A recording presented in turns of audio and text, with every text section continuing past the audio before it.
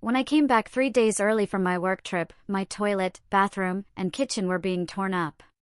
My sister said, "We're remodeling before moving in." Her hubby and her in-laws laughed. I just said okay. The next day, she called me. There are 2 police cars in front of the house. I never thought a single text could unleash absolute chaos in my life. But the moment it arrived, my entire world shifted, and I had no idea my own sister was at the center of the demolition. The air in my once peaceful home was thick with dust and the acrid smell of paint thinner. Walls were half torn down, exposing raw studs, and plastic sheets covered everything like morbid shrouds. Standing in the middle of my kitchen, swinging a sledgehammer with a disturbingly cheerful grin, was my sister, Bethany. Beside her, her husband, Mark, and his parents laughed. "We're renovating before moving in," she chirped, as if this was perfectly normal. To understand why finding Bethany demolishing my house hit me so hard, we need to go back a bit. I'm Chloe, a 32-year-old marketing executive at a digital firm in Denver. This house, my beautiful 3-bedroom colonial in the suburbs, wasn't a gift. I'd saved for 10 years, living in a tiny studio, taking side gigs, finally buying it 2 years ago. Every mortgage payment, every property tax, came from my own hard work. Bethany is 5 years younger, and from the day she was born, she was our family's princess. Our parents adored her, gave her everything, rarely disciplined her. I still remember when I was 12, and Bethany, 7, took my favorite sweater without asking, then spilled juice all over it. When I complained, my parents said, "Chloe, you're the big sister. You need to share." That became our dynamic. My toys became hers. My clothes, hers. My achievements were celebrated briefly before the spotlight swung back to Bethany. I accepted it. I loved my sister, and honestly, I wanted to please my parents. The pattern continued. In high school, she borrowed my car, denting the door. In college, she took money from my wallet. After graduation, when I got my first apartment, she showed up with a suitcase after a fight with our parents, staying 3 months instead of the agreed-upon weekend. Still, I maintained our relationship. I told myself she was family. Our parents constantly reinforced it. "Chloe, Bethany looks up to you. You need to be the responsible one." 2 months ago, Bethany called me in tears. She and Mark had been evicted, missing 3 months of rent. Mark had lost his auto shop job, and Bethany's part-time retail work wasn't enough. They needed a place, just a few weeks. I hesitated. Mark and I never got along. He seemed to resent my financial stability and home. He made snide comments about my fancy marketing job. But I couldn't let my sister be homeless. "You can stay on the pull-out couch," I told her. "Just for a few weeks." She gushed with gratitude. "You're the best. We'll be so quiet, you won't even know we're here." A week after they moved in, Bethany casually mentioned Mark's parents, the Millers, also had housing troubles. Their landlord was selling. Before I could respond, she added, "I told them they could visit sometimes." That's okay, right? They're practically family. I wanted to say no. My house isn't huge for 5 adults. But she looked at me with those pleading eyes she'd always used on our parents. "Fine," I said, "but just for short visits." Then my boss, Denise, called. Our company was launching a major campaign in San Francisco, and she wanted me to lead the presentation. It was a 2-week trip, a huge opportunity, potentially a promotion to senior marketing director. The night before I left, I sat Bethany and Mark down. "Please keep the place clean. No parties. Call me if there are issues. This is temporary." Bethany nodded enthusiastically. "Of course. We'll take good care of everything. Don't worry." As I packed, I had no idea she was already planning to make my house her permanent residence. San Francisco was beautiful. My hotel overlooked the bay. Under different circumstances, I might have enjoyed the view, but from day one, something felt off. The first few days went smoothly. My presentation prep was solid. Denise hinted at the promotion. "Keep this up, Chloe, and we'll be talking about a corner office." But my texts to Bethany went largely unanswered. When she did respond, replies were brief, "Everything's fine" or "House is good." When I tried to video call, she always had an excuse, "Just heading out" or "Reception's terrible." 5 days in, my phone rang. It was Mrs. Henderson, my elderly neighbor. We weren't close, but she watered my plants, and I helped with her groceries. "Chloe, dear, is everything all right at your house?" she asked, concerned. "As far as I know, why?" "Well, there's been an awful lot of noise. Hammering, drilling, walls coming down. Several cars outside. I saw men carrying bathroom fixtures and kitchen cabinets." My stomach clenched. "Did you speak to my sister?" "I tried," she said. "She told me you were having renovations done." "Is that right?" I forced myself to stay calm. "Yes, that's right. Thank you, Mrs. Henderson." As soon as we hung up, I called Bethany. No answer the first 3 times. On the 4th, she picked up, irritated. "What's up, Chloe?" "I'm kind of busy." "What's happening at the house?" "Mrs. Henderson says there's construction." A pause. Muffled voices. "Oh, just some deep cleaning," Bethany replied, her voice artificially bright. "Mark's parents are helping. We wanted to surprise you with a super clean house." Deep cleaning doesn't involve hammering. Mark was just hanging pictures, fixing a wobbly shelf. Nothing major. Something in her tone felt wrong. "Bethany, please don't make changes without talking to me." "Of course not. We're just cleaning." "I promise." "Listen, I've got to go." She hung up. That night, I couldn't sleep. The noises Mrs. Henderson described, Bethany's evasiveness. My sister had boundary issues, yes, but would she renovate my house? The next morning, a text from Bethany, "Just making your house beautiful. You'll love it." Attached was a photo that made my blood run cold. It showed a corner of my kitchen, cabinets removed, walls partially demolished. Tarps covered my furniture. I immediately called Denise, explaining, "There's an emergency at home. My sister's making unauthorized renovations. I need to get back." Denise was understanding. "We've done the hard part. The team can handle follow-ups. Family emergencies come first." I booked the next flight to Denver, 3 days early. I didn't tell Bethany. Part of me hoped Mrs. Henderson had exaggerated, that the photo was a minor repair. But as the plane took off, another text from Bethany, "Hope you don't mind, but we're repainting your bedroom. Mark thinks the current color is too dark." During the 3-hour flight, my mind raced. What was happening? Why would Bethany do this? The flight felt like an eternity. When I landed, I rented a car, needing the freedom to react. The drive from Denver International to my suburb normally took 40 minutes. Today, with my hands gripping the wheel so tightly my knuckles turned white, it felt like seconds. As I turned onto my street, my heart sank. For vehicles, Bethany's old Honda, Mark's truck, a large van with Miller contracting on the side, and a pickup loaded with building materials. This was no small repair. This was a full-scale renovation, and I hadn't authorized any of it. I sat in my car for several minutes. Part of me wanted to drive away, call the police. But I needed to see. I needed to confront this.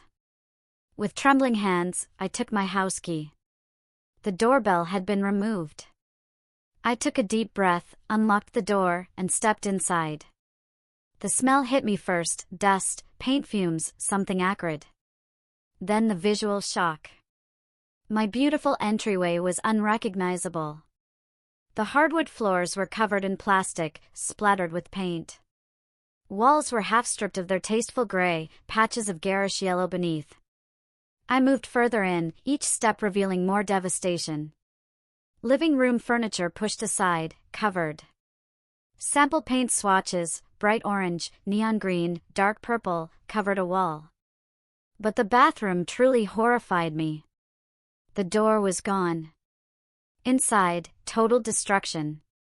My elegant clawfoot tub, gone. The toilet disconnected in the hallway. The marble sink vanity, smashed to pieces. With growing dread, I made my way to the kitchen, my favorite room. The space where I'd hosted dinner parties, made my grandmother's lasagna, spent peaceful Sunday mornings. It was utterly transformed. Quartz countertops ripped out. Custom cabinets gone. The hardwood floor partially torn up. Appliances disconnected and pushed to the center. Standing in the middle of this disaster zone was Bethany, in paint-splattered overalls, holding design plans. Beside her, Mark, smirking, leaned against what remained of my kitchen island. Behind them, Mark's parents, Eleanor and Robert Miller, directed 2 workers. For a moment, no one noticed me.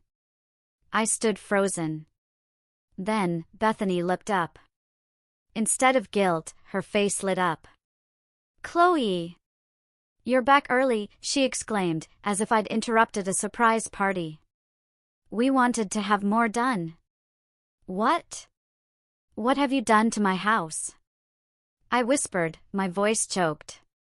Bethany spread her arms wide, gesturing. "We're renovating before moving in. Isn't it exciting? Mark's parents are contractors, so they're giving us an amazing deal." "Moving in?" I repeated, sure I'd misheard. Mark stepped forward, putting his arm around Bethany. "We thought since you're so busy, travel so much, you wouldn't mind if we made this our permanent home." Bethany's always loved this neighborhood. Eleanor, stern-looking, nodded.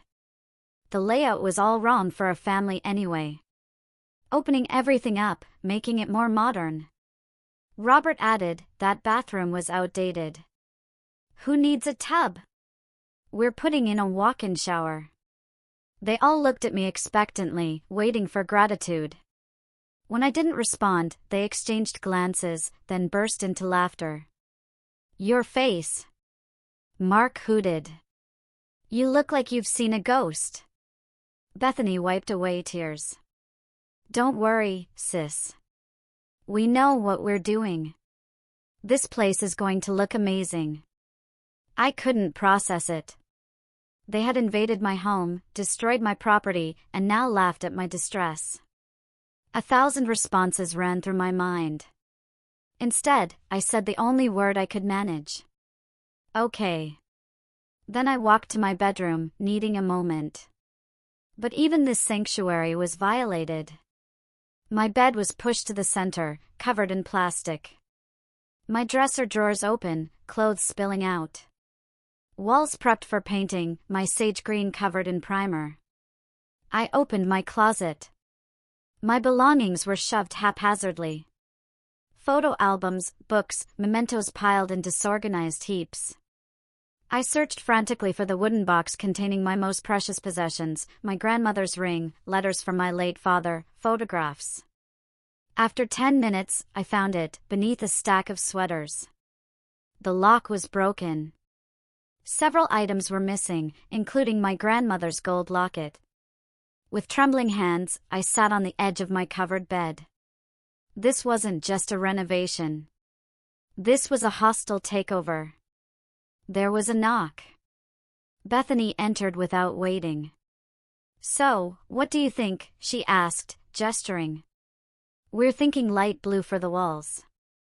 Getting rid of that old desk, Mark needs space for his gaming setup." "Bethany," I said, my voice steadier than I expected. "Who gave you permission to renovate my house?"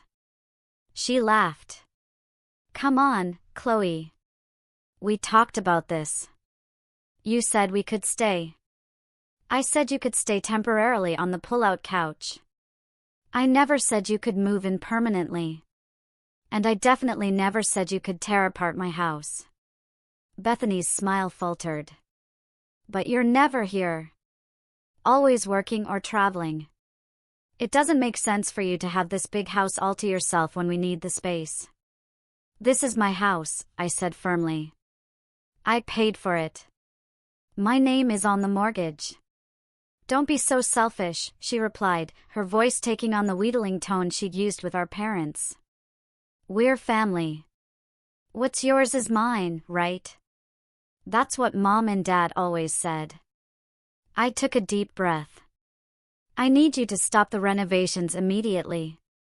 This is not your house to change. Her expression hardened. Well, it's too late for that.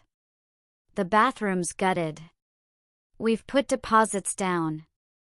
Besides, Mark's parents are investing a lot in these improvements. Improvements I didn't ask for, I pointed out. She shrugged. You'll thank us. The house will be worth more. And who will be living in this more valuable house? I asked, though I knew. All of us, of course. One big, happy family. She didn't quite meet my eyes. Anyway, we've got to get back to work. The flooring guys are coming tomorrow. As she turned to leave, I asked, where am I supposed to sleep? My bed is covered, the bathroom unusable. She glanced back carelessly. Oh, we set up a cot in the basement. Temporarily. Or you could get a hotel. I guess you can afford it with your big salary. With that, she left. I sat in stunned silence, trying to process not just the destruction, but the complete disregard for my feelings, my property, my rights. We talked about this, she claimed, but we never had. Was she gaslighting me? Or did she genuinely believe we had? Either way, I needed to understand, and I needed evidence. After composing myself, I decided to gather more information. I pretended to accept the situation, telling them I had errands after my flight. In reality, I sat in my car down the street, calling my bank and insurance company. Someone had attempted to access my savings 3 times. Thankfully, my complex password held. My insurance company informed me. Someone claiming to be me had called about adding additional people to my homeowner's policy but couldn't provide security answers. Around 6 p.m., Mark's parents left. An hour later, the contractors departed. I waited another 30 minutes before quietly returning, using the back door. I heard voices from the living room, Bethany, Mark, and what sounded like Robert Miller, who must have returned. I crept closer, staying out of sight, and started recording on my phone. The bathroom demo went great today, Mark was saying. Tomorrow we tackle the master bedroom. I'm thinking we make that our room, and we can use the second bedroom for Mom and Dad. What about Chloe? Bethany asked, her tone suggesting minor concern. Mark snorted. What about her? She's never here anyway. She can have the small bedroom by the laundry if she's even around. She seemed pretty upset earlier, Bethany said, a hint of worry in her voice. Who cares? Robert replied gruffly. Once we've put enough money into renovations, she can't just kick us out. We'll have equity in the place. My buddy at the law firm says it's called constructive ownership or something. Mark added, if we improve the property and live here long enough, we can claim rights to it. I felt sick. They weren't just renovating without permission. They were actively trying to take my house. I found some of her financial documents in her home office, Bethany said casually. Her mortgage payments are less than we were paying in rent. We'll save so much money. Did you find the deed like I asked? Robert asked. Not yet, but I have her birth certificate and social security card. I found them in that wooden box in her closet, along with some old jewelry. I thought we could sell it to help pay for the new kitchen appliances. My blood ran cold. They had stolen my identity documents and my grandmother's jewelry. This was criminal. What if Chloe won't go along with it? Bethany asked, voicing what seemed like her first real concern. Mark laughed. She always gives you what you want eventually. Your parents made sure of that, didn't they? Poor Chloe, always having to share with little sister. Besides, Robert added, who's going to want to live in a construction zone? The renovation will take months. She'll get tired of the noise and dust and move out. Then we just don't let her back in. I talked to your parents yesterday, Mark said to Bethany. They think it's great we're all going to be living together. Your mom said Chloe needs to support family like she always has. They're coming to visit next weekend, Bethany replied. We can show them the renovation plans then. I'd heard enough. I retreated to the back door and slipped out. In my car, I replayed the recording. It had captured everything. My mind reeled. My own sister was conspiring to steal my house with the apparent blessing of our parents. They had taken my personal documents, stolen heirlooms, and planned to make my life so uncomfortable I would leave my own home. And they were using some twisted interpretation of family loyalty to justify it all. I drove to a nearby hotel. In the anonymous quiet, I broke down. I cried until no more tears came, then washed my face and stared at my reflection. They will not take what's mine, I told myself firmly. Not my house, not my identity, not my peace of mind. I opened my laptop, researching. Constructive ownership was a distortion of adverse possession laws, which wouldn't apply here. Then I searched for lawyers specializing in property rights and identity theft. By midnight, I had a plan. It wouldn't be easy. It would likely permanently damage my relationship with Bethany and possibly my parents. But I had been pushed too far. It was time to stand up for myself. Before sleeping, I called Mrs. Henderson. Chloe, dear, are you all right? Yes, Mrs. Henderson. I was wondering, would you be willing to make a statement about the construction and possibly testify that you never heard me give permission? There was a pause. Then, firmly, absolutely. What that girl is doing to your beautiful home is a disgrace. You just tell me what you need. For the first time, a glimmer of hope. I wasn't alone. I spent a restless night planning. By morning, I was exhausted but resolved. I showered, dressed, and began making the calls that would set my plan in motion. My first call was to Grace Sterling, a lawyer specializing in property disputes. Her office agreed to see me immediately. Grace was sharp, no nonsense. She listened intently as I described everything, then played the recording. This is outrageous, she said. But also legally actionable in multiple ways: unauthorized construction, identity theft, conversion of property, possible fraud. We need to move quickly. We developed a comprehensive plan. Document everything. Secure my financial and personal information. Prepare legal notices. Involve law enforcement. Taking your personal documents and jewelry is theft, Grace explained. The unauthorized construction is property damage and trespassing. And their recorded statements show clear intent to defraud you. From Grace's office, I went directly to my bank.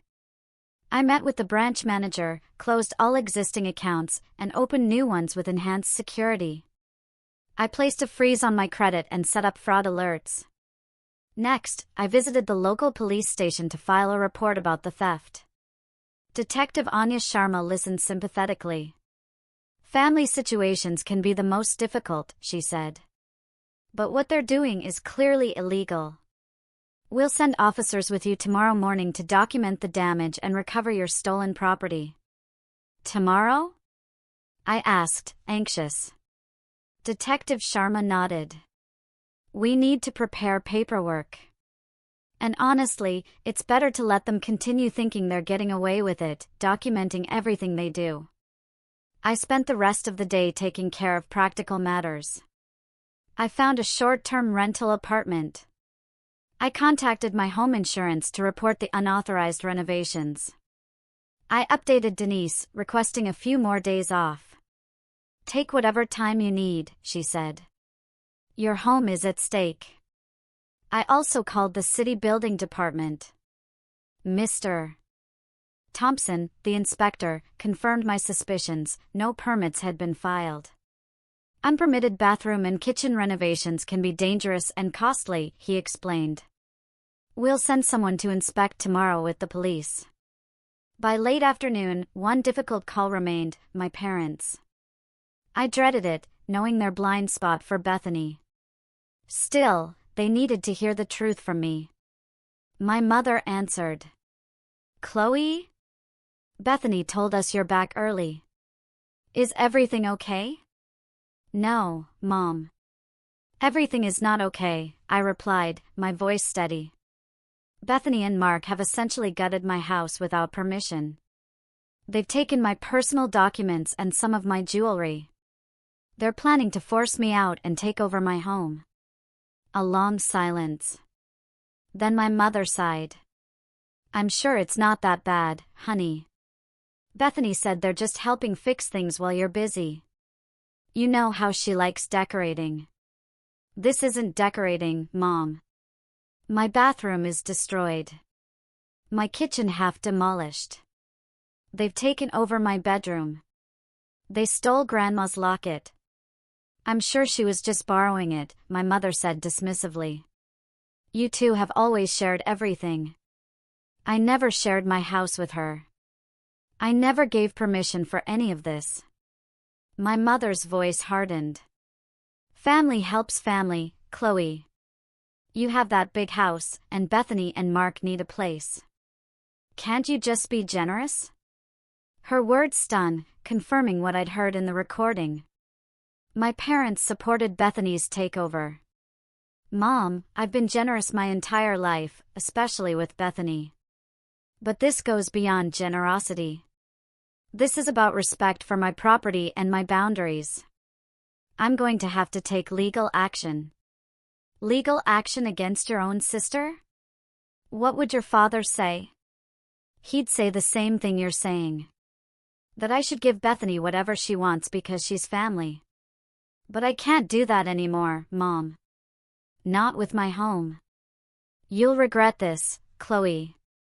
Family is all we have. Family should support each other, not steal from each other," I replied. "I love you and Dad, but I need to protect myself now." The call ended with my mother in tears, and me feeling both guilty and resolute.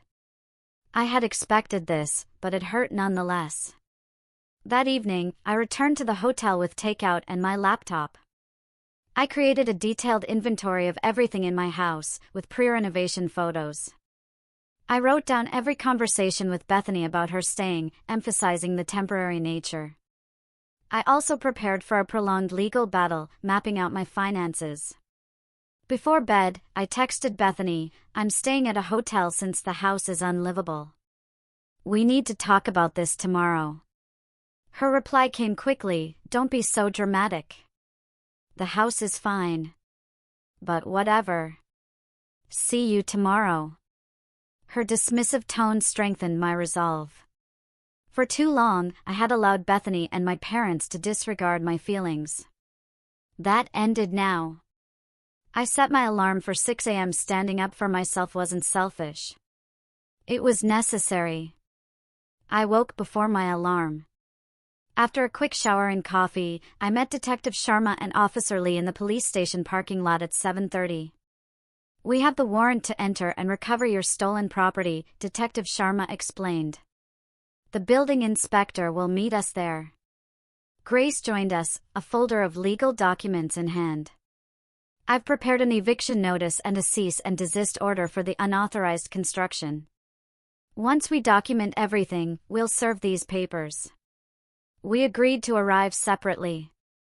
I would enter first, followed by the officers and Grace. Mr. Thompson, the building inspector, would arrive a few minutes later. At 8 a.m. sharp, I pulled into my driveway. The contractor's vehicles were already there, along with Mark's pickup. I took a deep breath. I used my key and found the house buzzing with activity. Workers carried debris. Power tools buzzed. Bethany and Mark stood in the entryway, reviewing fabric samples.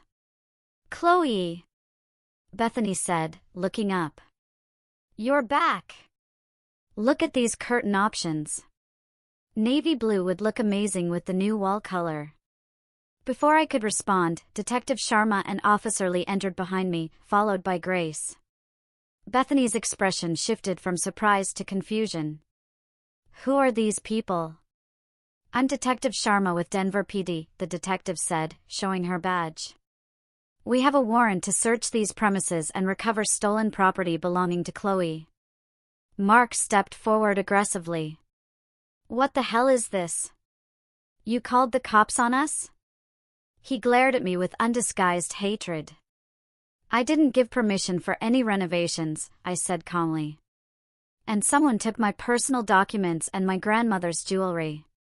"This is ridiculous," Bethany cried. "We're family. We're just helping improve your house." Grace stepped forward. "I'm Grace Sterling, Chloe's attorney. I have here a cease and desist order for all unauthorized construction, as well as an eviction notice requiring you to vacate the premises immediately." "Eviction? You can't evict us," Mark shouted. "This is our home, too." "Actually, it's not," I replied. "My name is the only one on the deed and mortgage. You are invited as temporary guests, not permanent residents, and certainly not authorized to renovate." The commotion drew attention. Mark's parents emerged from the kitchen. Workers paused. "What's going on here?" Robert Miller demanded, his face reddening. At that moment, Mr. Thompson from the building department arrived. "I'm here to inspect the unpermitted construction work," he announced. The chaos that followed was both terrible and vindicating. Detective Sharma and Officer Lee photographed the damage. Mr. Thompson examined the demolished bathroom and kitchen, shaking his head. "This work violates multiple building codes. No permits were filed. I'm issuing a stop work order immediately." The contractors, alarmed, began gathering tools. One approached me. "We were told you approved this work," he said apologetically. "If we'd known, we never would have started." Mark tried a different approach. "Chloe gave us this house as a gift. She said we could make it our own." Grace raised an eyebrow. "Do you have documentation of this alleged gift? A deed transfer, perhaps?" "It was a verbal agreement," Mark insisted. "Between family." "That's not how real estate transfers work," Grace replied dryly. "And Chloe has recordings of you and your family discussing your plan to force her out of her own home." Mark's face paled. Bethany burst into tears. "You recorded us.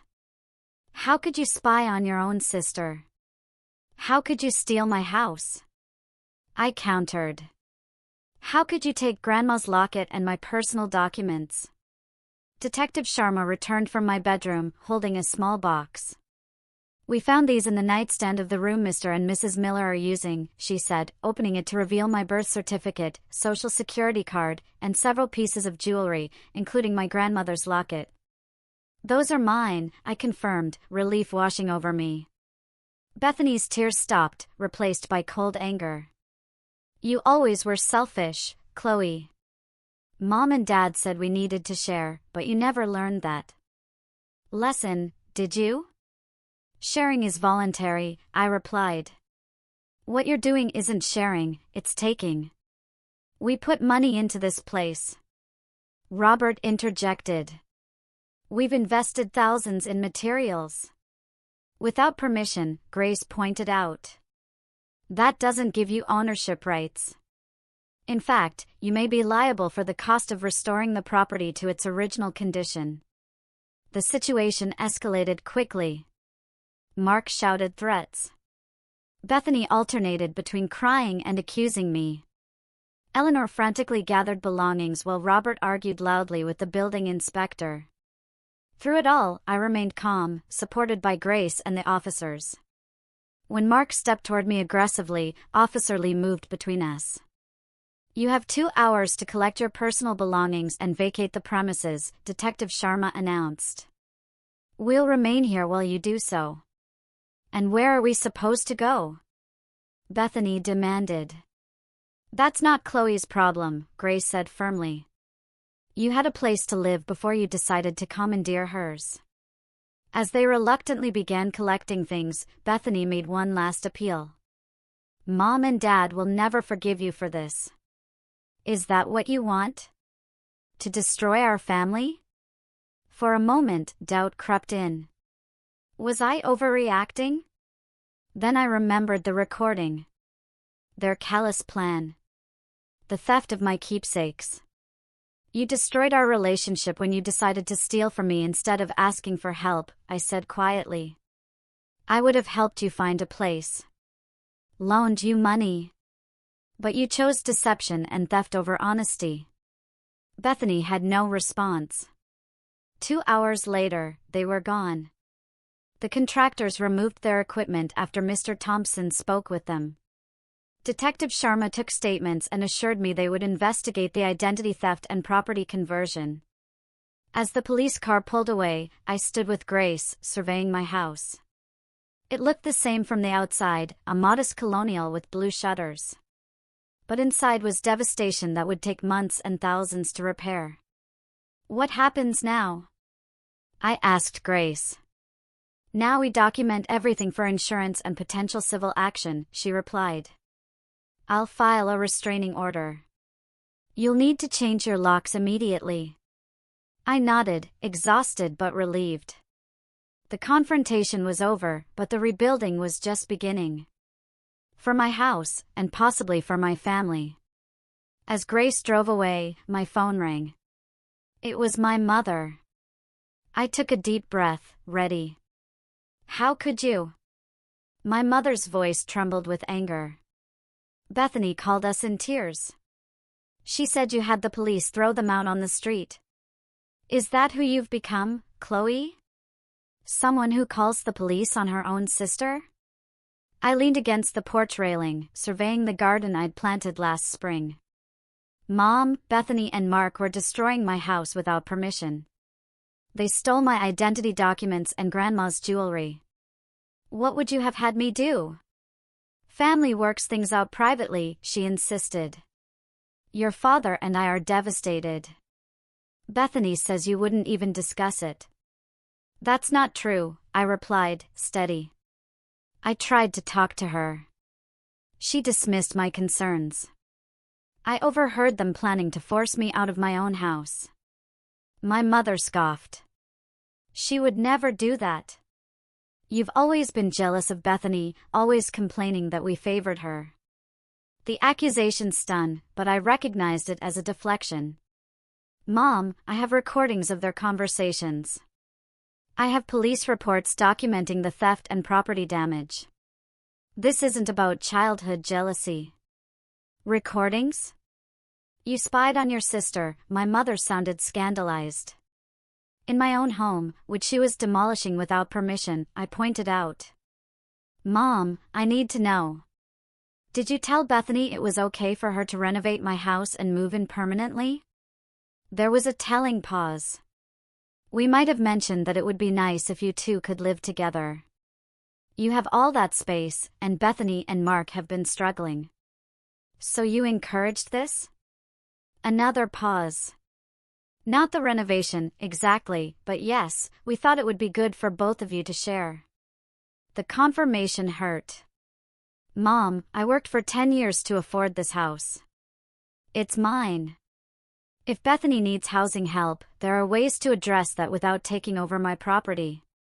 "You sound so cold talking about property and ownership. This is your sister. And this is my life, my home, my boundaries." I took a deep breath. "I love you and Dad, and I love Bethany despite what she's done. But I won't allow anyone to disrespect me this way. Not even family." Well, my mother said after a long silence, I hope you're happy with your empty house and your precious boundaries. Your sister needed you, and you failed her. The call ended, leaving me emotionally drained but resolute. The next few weeks were a blur of insurance claims, contractor estimates, and legal proceedings. The damage was extensive. The bathroom needed rebuilding. The kitchen required new cabinets, countertops, and flooring. Walls needed repair and repainting. The insurance company initially balked, but with Grace's help and the police reports, they eventually agreed to cover most repairs, minus a substantial deductible. I took a week off work, sleeping on an air mattress. Denise and my colleagues were incredibly supportive. Several came over on a Saturday to help clear debris. I can't believe your sister did this, Denise said. Family or not, this is criminal. The worst part is my parents taking her side, I admitted. They honestly believe I'm in the wrong for not letting her take my house. That's some serious enabling, Denise observed. Have you thought about talking to someone professional? She was right. The next day, I found Dr. Lily Chin, a therapist specializing in family trauma. What you're describing is a lifetime of boundary violations, Dr. Chin said after I recounted everything. Your sister learned early that your boundaries didn't matter, and your parents reinforced that lesson.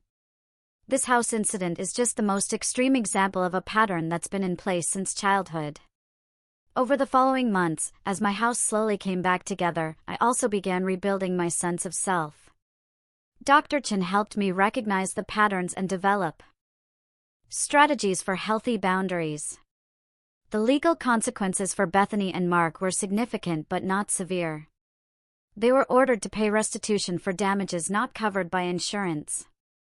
The identity theft charges were reduced when they returned all my documents. No one served jail time.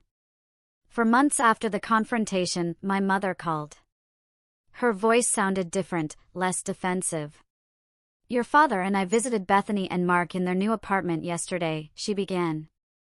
Oh, I responded neutrally. It was eye-opening, she continued. The place is a disaster, Chloe. Holes punched in walls, broken furniture, filthy. They're already 3 months behind on rent. I'm sorry to hear that, I said, genuinely concerned. I think we might have been wrong about some things, my mother admitted. The words were difficult for her. We always saw Bethany as the one who needed more help. We didn't see how she took advantage. It wasn't a full apology, but it was a start. Thank you for saying that, Mom. How's the house coming along? She asked, changing the subject. It's getting there. The bathroom is finally functional. The kitchen still needs work. Could we? Would it be all right if your father and I came to see it sometime and maybe take you to dinner? The olive branch was small but significant. I'd like that, Mom. 2 weeks later, my parents visited. They were appropriately shocked by the remaining damage and, for the first time, didn't try to minimize or excuse Bethany's actions. Over dinner, my father reached across the table and took my hand.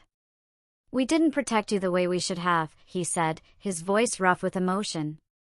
As parents, we failed to teach Bethany about respect and consequences, and we failed you by always expecting you to give in. I'm sorry, Chloe. Tears filled my eyes. Thank you, Dad. That means a lot. Our relationship began to heal, slowly, with setbacks, but with genuine effort.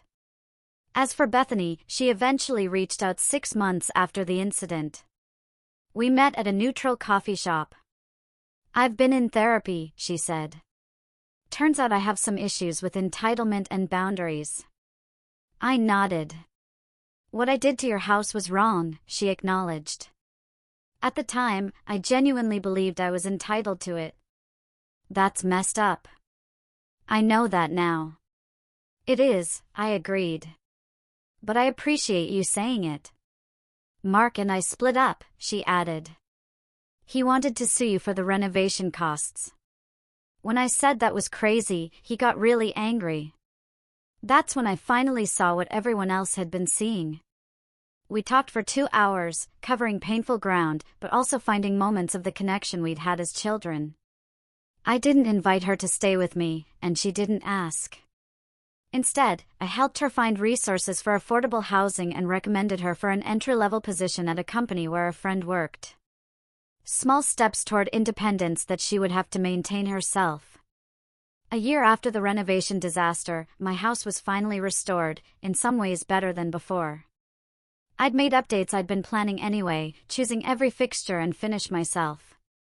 On the anniversary of that terrible homecoming, I hosted a small dinner party for the people who had helped me, Denise and her husband, Grace, Mrs. Henderson, and 2 colleagues. As we sat around my dining table, enjoying good food and better company, Denise raised her glass to Chloe, who learned that sometimes the strongest thing you can say is no, and that the hardest boundaries to set are often the most important ones. Everyone clinked glasses, and a warmth filled me. I had lost some things this past year. The blind trust in my sister. The unquestioning support of my parents. The naive belief that family would never truly hurt me. But I had gained something far more valuable. The knowledge that I was strong enough to stand up for myself, even against those I loved. That setting boundaries wasn't selfish but necessary for healthy relationships. That sometimes the most loving thing you can do for someone is to stop enabling their destructive behavior. As my guests chatted and laughed, I realized I had created a different kind of family here. One built on mutual respect, clear boundaries, and genuine care. The kind of family I deserved all along. Have you ever had to set difficult boundaries with people you love?